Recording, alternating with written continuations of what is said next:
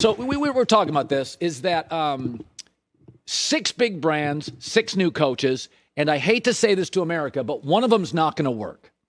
And I'll just throw out I'm a little worried. No, go ahead. Let's hear it. Brent Venables is interesting. So I have a program transitioning to not only the toughest conference, Kentucky now is good. Arkansas is now good. So the difference between the ACC, the Pac-12, and the SEC, you can play well and lose regularly on a Saturday night. So let's start with that. Let's not make the assumption that Tennessee and Florida are all of a sudden flying high, though. I didn't say that. You just said as if the conference is traditionally what we always know it, and Arkansas and Kentucky. Okay, but here's the other thing. Even Saban acknowledges, you can't stop anybody anymore. I mean, Georgia can't stop. Venables is not only a defensive guy, his connections are defense, his world's defense, his sensibility is defense. Is that conference, the best offense is winning. Bryce is the best offense. Cam was the best offense. Burrow was the best offense. In the defensive conference, the best quarterback, the best offense wins. I'm not sure if Venables a home run. I have my reservations.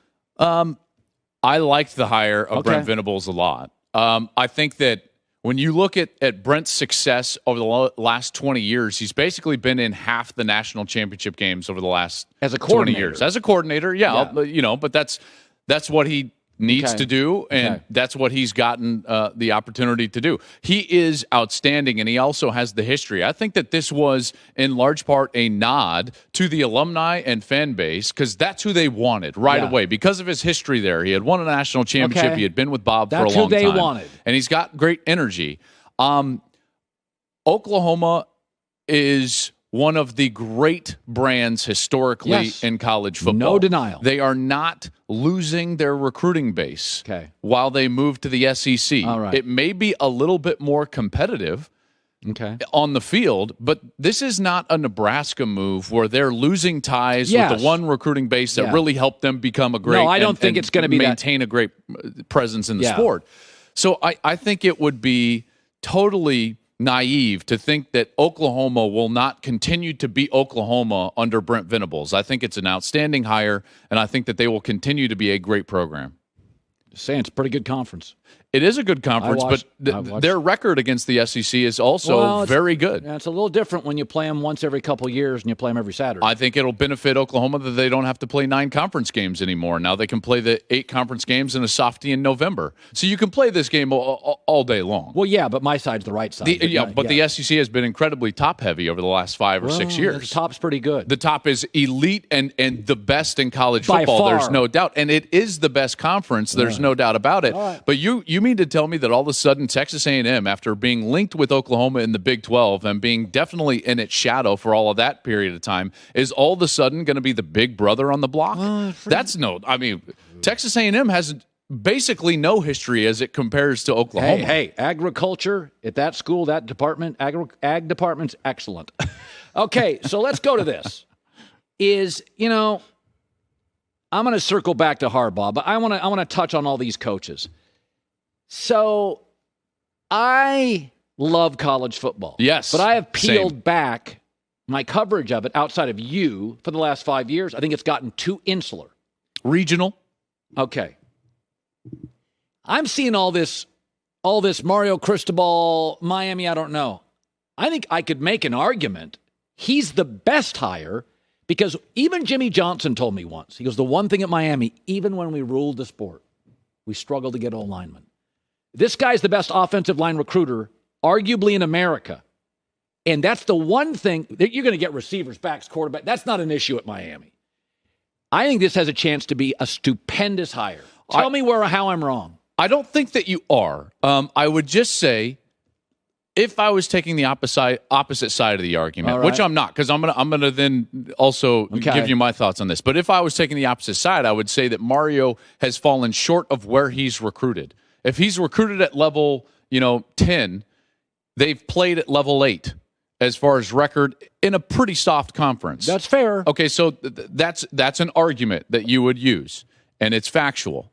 Having said that, his identity is exactly what Miami needs. Perfect. Because he is Miami. He's got a little swagger, a little been there. alpha. He's the son of Cuban immigrants. He has a no excuse mentality about his work ethic and his ethos, and he wants every single day to be a reckoning in his program. Not only because he learned that as an assistant for Nick Saban, but because that's what his upbringing was, and that's what it was at Miami.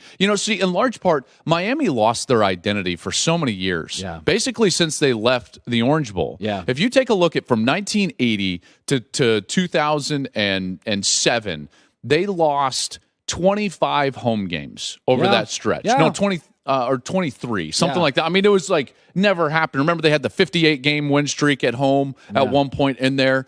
Well, if you take a look at what they've done at the new stadium from 07 till now, it's only 14 years they've lost 23 games. It's basically the exact same number because they lost the identity of that stadium. But it's not just the stadium and where they play. It was also the identity and the culture of the program. And he talked about that in his comments at his introductory press conference when he talked about, I don't want the players that want the flashy facilities. That's not Miami. He wants to go back to the rugged, gritty program that they were for the majority of their success. Yeah. And that's, I think, what's going to resonate with Miami, not only the fan base, but also the players down there that they can potentially retain, not let them get into that SEC footprint and become a great program once more. I think Michigan can beat Georgia. Here's my issue with Georgia. So it's not the world's worst thing losing to Bama and playing them again. But I don't think they can beat Bama with Stetson at quarterback. So I wonder, does Georgia think, listen, we match up with Michigan. Let's give JT Daniels the job back, get him ramped up, and then take him. I wonder what Georgia does at quarterback. I think Michigan matches up okay with them. Yes, Michigan's playing as well as anybody out there, right? They're playing balanced football. The spread's about where I thought it would be. Georgia is clearly favored. If I had to make a straight up pick, I'd probably pick Georgia. But you're right, the Stetson Bennett piece of this, and it's not just him, it's just the nature in which and the philosophy in which they go about trying to win football games. They were lulled to sleep by a schedule that they thought was going to be very tough that ended up not being very tough. Florida wasn't very good. That's right. Tennessee wasn't great. Clemson didn't have an offense, basically. And so the schedule that they thought was going to test them, and boy, our defense is incredible, maybe the best effort ever. It wasn't actually tested to that point, so they were lulled to sleep as if they did not need the 2020 into the season version of their offense under JT Daniels. Good point. And then all of a sudden they get up against Bama, and it's like, oh wait, that's right, we did learn that lesson last year, and apparently we went away from it. So why not go to JT Daniels? I think it's somewhat risky, but I don't disagree with that. He's more of a big play. He'll go downfield. I think he's more of a big play quarterback. I do as well. I think he's a much better and more efficient passer when you get to the second and third level, as opposed to what they have. I think that he can make the tight ends much better. Now, having said that, I actually think that this game is going to be really about Josh Gaddis, who just won the Broyles Award, by the way, as the top assistant coach in college football. Michigan. He's the offensive coordinator for Michigan. Yep. And I thought that he came into his own this year in a really big way, namely the fact that in past years, I thought he got a little pass happy. And then early this year, it was like, boy, you can tell he's just trying to run the ball as much as possible, 60, 65%. But then at the end of the year, it was like the marriage of the two. Yeah. And he used it beautifully down the stretch, in particular against Ohio State, when it's like, don't get bored with something that's working. And so he ran the ball 20 times, only threw it 4 times in the second half, because Ohio State could not defend it. And yet in the previous games, down the stretch, he was throwing the ball 52% of the time, and McNamara was throwing it for over 300 yards. So now all of a sudden they have this combination of the ability to throw the ball and the ability to run and be physical, and I think that combination is going to be difficult for Georgia. I don't think Michigan can just come in and just say, we're going to run the ball because that's our identity. By the way, against Ohio State, they had a couple of big over-the-top throws. You're going to have you're not going to run 42 times against Georgia and jam it down their throats. There's not no going to doubt. happen. But when you are balanced and you have the ability to throw the ball with play action, hit a couple of plays down the field with some good wide receivers that have come into their own, then all of a sudden you get back and you pop a run. Now you've got something going. And so, yes, I think Michigan's going to have a chance to win this game. I'll probably end up picking Georgia, but I think it's going to be a close game. I just thought of something. That old America's honesty broker. I'm going to make you uncomfortable. That whole Brian Kelly y'all thing at the basketball game. That wasn't great. No, it was terrible. Now, I did say that a lot of Northern coaches do that once they get into the house. They start using y'all and ma'am. But, man, does he not realize phones? Oh, gosh. It was painful. You know, it was like, even though she's from the South, it's like Reese Witherspoon's Southern accent. It's like, that's just not great. You guys know what I'm talking about. Yeah, being from the South is not. Brian, what are you doing, man? Be authentic. Authenticity is the greatest currency that a head coach can have with his team or future team. Okay?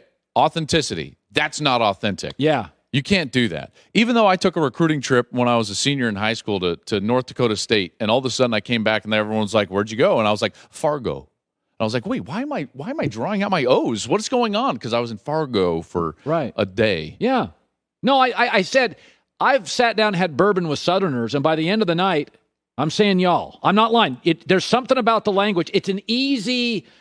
Just the smooth. It's just kind of, something about that. Using the bourbon is smooth, but something about that doesn't scream America's honesty broker. No, using a fake accent with your friends to curry favor over bourbon. No, I've had.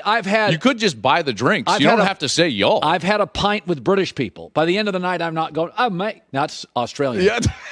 Oh, mate, whatever British people say. My mom was British. I don't know what they sound like, but I have had bourbon with Southern people, and I sound Southern by the end of the night. You just start, you know what it is? It makes you talk a little slower, and then you'll say y'all, and all of a sudden it's like, I'm Southern. I was here an hour and a half with Brian's not Southern. No, he's not. Okay, how about Bryce Young? I'm still getting over the mate. What is a British thing? Kind of some fish and chips? I'll sound like Paul McCartney. What was that, mate? No, that's Australian. I will Australian. not be doing any What is a British accent. thing? Cheerio. I don't know. Boom, nailed it. Your mother was British. I mean, you tell us. Cheerio. Klatt. That's it? Okay. I don't do fake accents. Okay. Bryce Young. Whew. The feet, the fluidity. Yeah. You know, one of my producers said this the other day. He said he plays light. Yeah. What do you make of that kid? Well, I think that he was throwing absolute laser beams around the Mercedes Dome. His performance was fabulous, eye-opening. I think that he locked up the Heisman Trophy. Oh, obviously, and you see that with the odds. Michigan defensive end deserves a couple votes. Aidan's going to. Well, and he got there. I think Aidan Hutchinson will likely finish second.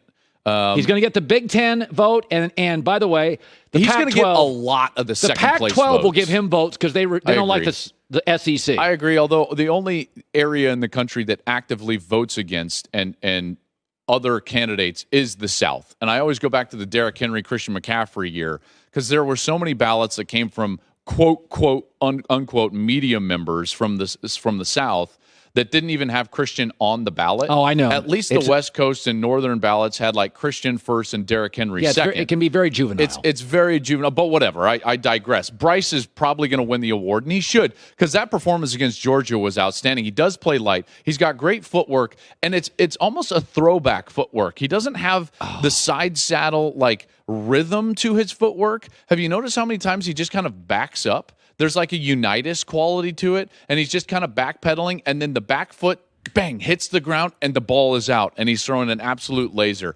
His calm and poise and pressure is pretty outstanding. What he did late against Auburn in the Iron Bowl, the throws that he makes, not only... remember that one to the corner? The corner was phenomenal. Well, and there was also one against Georgia where... Offensive line's doing a great job. He's got all the protection in the world. He doesn't panic. How many times, by the way, one of my pet peeves out there is when a quarterback runs out of the pocket when there's no pressure. If no one's forcing you to leave, just sit there. He directs traffic. He's like, no, go this other way. And he's like, shoo, and just throws an absolute seed. It was beautiful. Cheerio. That's it. America's honesty broker with his fake accent. Hi, everybody. Thanks for watching. Subscribe here to get the latest from the show. Also, be sure to check out more of the best clips from The Herd or go watch a few segments from other shows on FS1.